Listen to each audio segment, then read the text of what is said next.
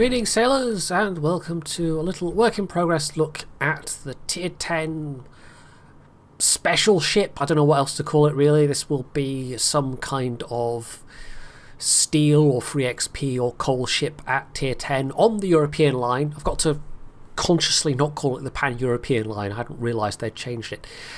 And in a lot of ways the Småland here is a lot like the Holland, which is the regular tier 10 tech tree ship for the European line. A lot of stats are in fact basically identical. Things like speed, maneuverability, I think the surface detection is the same. There are some minor differences though. The Småland has slightly better range. I think it's got about a kilometre extra range on its guns, slightly faster rate of fire, and the torpedoes are a little bit different as well, although bear in mind these are work in progress ships. Some of these things might change. The tier 9 torps got tweaked a bit, so the tier 10 tech tree torps might get tweaked a bit as well.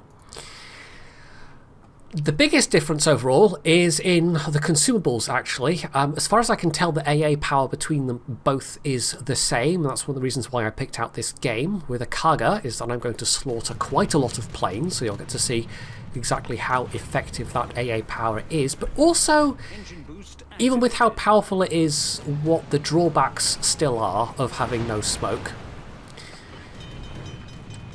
But in some ways it's going to be less effective than the Holland because that has a defensive consumable available, whereas this does not. This has a 7.5 kilometre radar.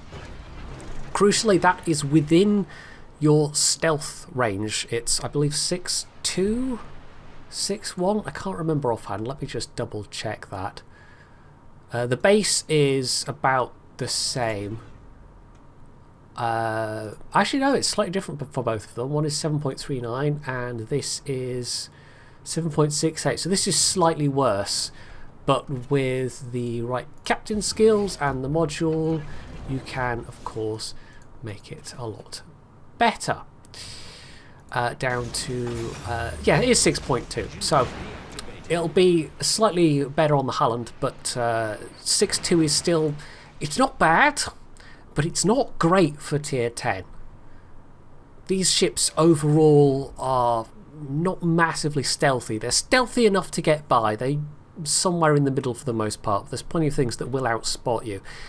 And because you don't have the smoke, that does pose a problem sometimes.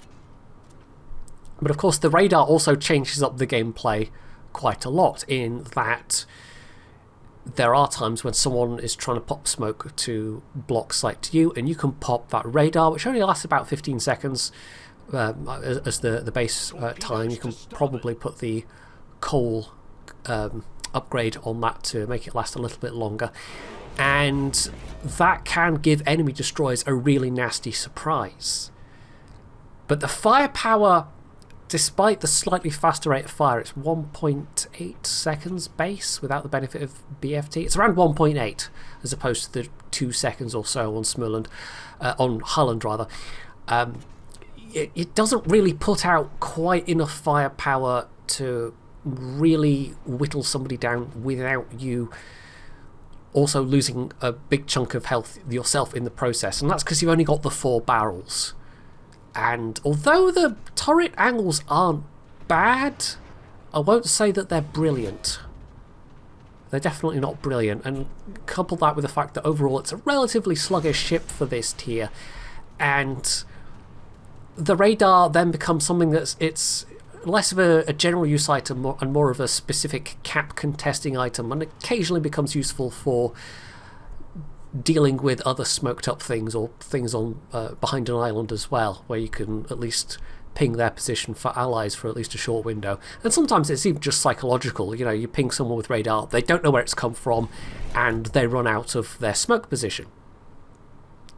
Talking of radar, the enemy team do have one actually near enough to cause me problems, and there's Smolensk nearby as well, which we've already encountered, so that's not nice. That's not nice at all. The other consumable I'm going to talk about before I start really getting into gameplay is the speed boost is actually different on this ship. compared to the regular line. It's only got a 60-second duration, but it also has a shorter cooldown, and you get another charge of it. So it's available more often. It's a bit like the Pan-Asian smoke, but you get less use out of it when you are using it. And again, you will be able to mount the coal upgrade that will extend that a bit, but you'll get less benefit out of it because that base time is lower. So here we come to an issue of not having smoke. I've engaged this Kagero and taken off a fair chunk of their health, but they can disengage in a way that I can't. They weren't firing back. They've got allies that can fire back at me, and maybe me firing was a bit foolhardy. But my goal at the moment is basically try and keep these ships here bottled up whilst hopefully my team gets both of the other caps. And maybe I can even do some damage as well. That's complicated by the carrier though, and the fact that the Kagero can outspot me. The Benham can outspot me as well.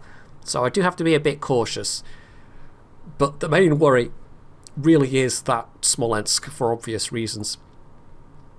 So yeah, you can, even in cases when you can pop your radar, it's a question mark over whether you actually want to open fire, because you have to then wait for that full 20-second duration before you can get unspotted. Whereas in that situation with the Kagero, all they had to do was hold fire, wait until they got out of range, and their allies could pepper me with fire all the while.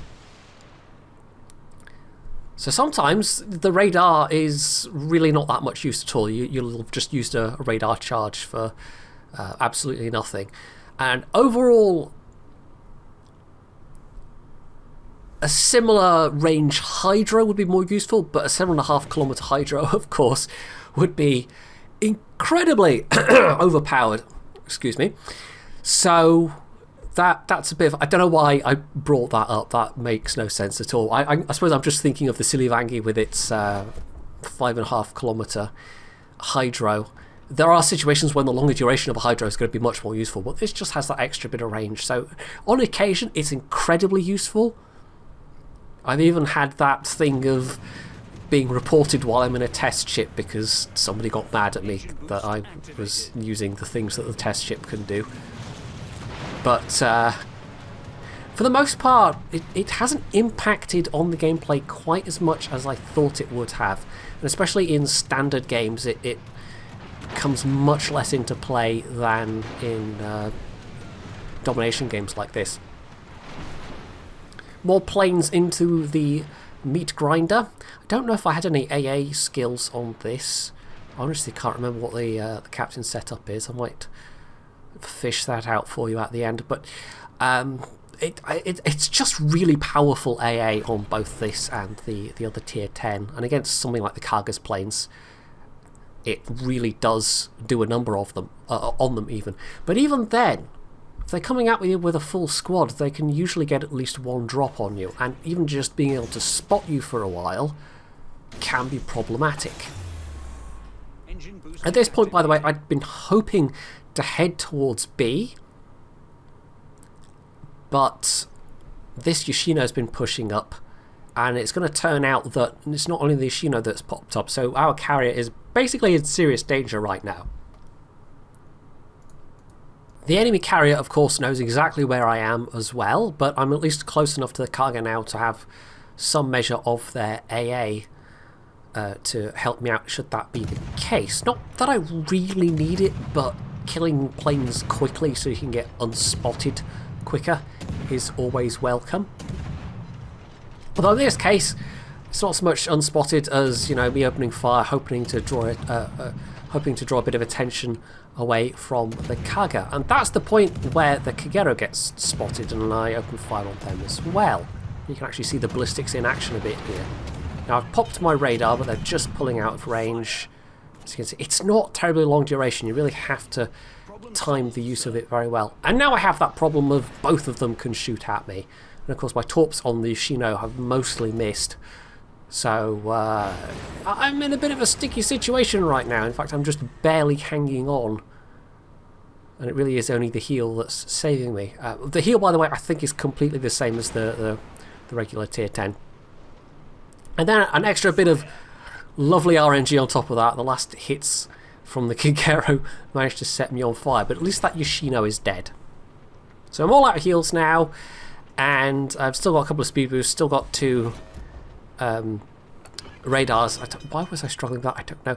But it's not looking good for me overall. It really isn't. But at least the Kaga's still alive. We have thoroughly lost the middle at this point, though. We've lost the momentum. We are technically ahead on points right now, but that's really not going to last very long. And our team on that other flank seems to have really struggled to get away from that flank.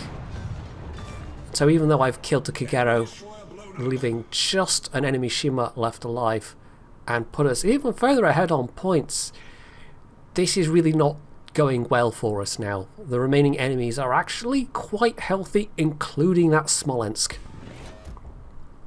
And given that there are still aircraft around, it's not going to take a lot to kill me now. Even one successful strike from the Kaga will do the trick.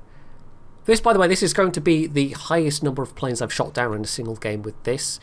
There are a couple of fighter kills in there, but I think it was mostly strike planes.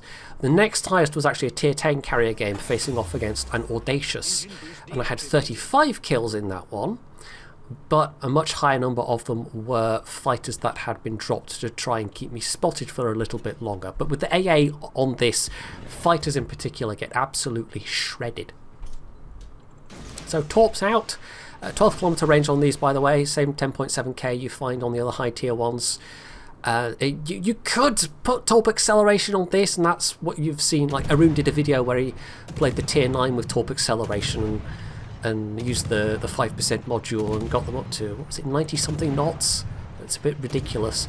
If the Holland retains the 15 kilometer range Torps also, it will be able to do that. These are both shorter range and a bit slower in their base speed. 45 hit points, by the way. It's fine. It's 44 more than I need. Otherwise, I think they're exactly the same in terms of damage done and detectability. So in theory, people have a little more time to spot these just because they're a little bit slower. But they're still not slow. They're still quite fast, and they still reload quite quickly. I think it's 100 seconds for the base reload. But this isn't really going to be about the torpedoes. I mean, I put up a VOD on the channel of a stream I did where I basically played through all of them. So if you're really interested to see the Torps in action throughout the entire line, you can go and do that. But I more wanted to highlight the AA specifically in this game, and also some of the difficulties that this line has generally with the lack of smoke, how much of a hindrance it can be. Because a lot of the games I played when testing this have had carriers. I've been certainly giving the AA a good workout, and at least compared to the French destroyers, they do have good AA in comparison. In fact, in comparison to basically all other destroyer lines. But as I said, even with good AA, people can still make at least one strike on you. I mean, I managed to completely nail that last rocket squad, and there was a previous one where I held off to the last moment with popping my AA on, and basically the Kaga massively overshot in their attempt to make the first drop and was then getting their planes shredded. But despite having miraculously survived that Kaga plane squad and actually shot down a few more planes there, and I've managed to spot the Kaga, what's happening now is basically too little too late. It's myself, the surviving battleship, and our Kaga. I'm about to get spotted by planes again. I might just get this cap, which has been finally capped by our team over 15 minutes into this game. But even though I'm nailing these planes, more fighters, just the fact that I'm spotted means that the Key, who is themselves very, very healthy, is able to get the shot in just before the Smolensk does. So now it's just our carrier and this very low health Richelieu, who has at least gotten themselves into a position where they tried to take a shot at the Jean Bart. The flooding from the Kaga got there first, but yeah, they're stuck between the Key and the Smolensk, and even just the Smolensk alone is basically going to murderize them. they have really no hope. And even if the Smolensk was on low health, the fact that he can just keep being spotted by planes, the Smolensk can just retreat and hammer him safely from a distance. So it really was thoroughly lost by this point, and unsurprisingly they ended up getting it on points, although the Key and the Karga, our Karga, did come within very close visual range of each other, and for some reason the Key was not firing at the Karga. I don't know why. So 43 planes killed. There were a couple of fighters in there, but the absolute majority were strike planes. And overall, I feel like I tried my best, but it was still a defeat. And a lot of the games I've played in this have been a defeat, but as I've said, a lot of games have had carriers in them. The vast majority, like 90% or more of the games I've played. And that makes such a huge difference when you have no smoke, when you have to rely on allies giving you smoke. Because although the heal will keep you alive for longer, a lot longer, it's not going to keep you alive forever. Especially against tier 10 planes, some of which have very nasty rocket attacks in particular. It can severely limit your ability to actually make use of those torpedoes, to try and keep pumping out those torps. As a gunboat, it doesn't really do nearly so well. You can take on other destroyers, as I've shown you, but that isn't a primary strength of these ships at all. And so the fact that you then have this explicitly anti-destroyer gimmick of the radar, it's not nearly as strong as it would be on another ship. It definitely works best in cooperation with allies. In a division, I suspect this ship, along with a smoke destroyer, would probably be really nasty. But on its own, playing solo, it's definitely a mixed bag. Having said that, and despite my overall general dislike for smokeless destroyers, I kind of like this ship, even though I haven't been doing that well in it, even though I think like maybe 40% at most of my games have been wins, and I don't feel like I'm making that much of an impact. It's still nice to feel like you have some defense against a carrier. That's definitely one of the psychological factors at work. And when you do manage to land a bunch of torps all at once, of course, that's the usual satisfaction from that as well, even if they don't do as much damage. But in terms of area denial, of course, the actual reload of them is fairly useful, even if the damage isn't necessarily that scary to opponents.